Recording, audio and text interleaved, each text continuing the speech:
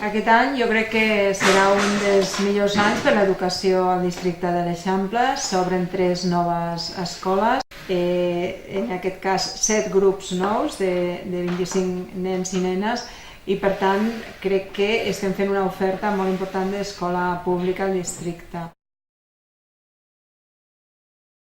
Aquest any l'altra bona notícia és que tenim 4 centres escolars, 3 escoles de primària i un institut, que al davant de la seva porta tindran uns nous espais guanyats al vehicle privat, uns nous espais pacificats que guanyaran en seguretat i en espais per la convivència,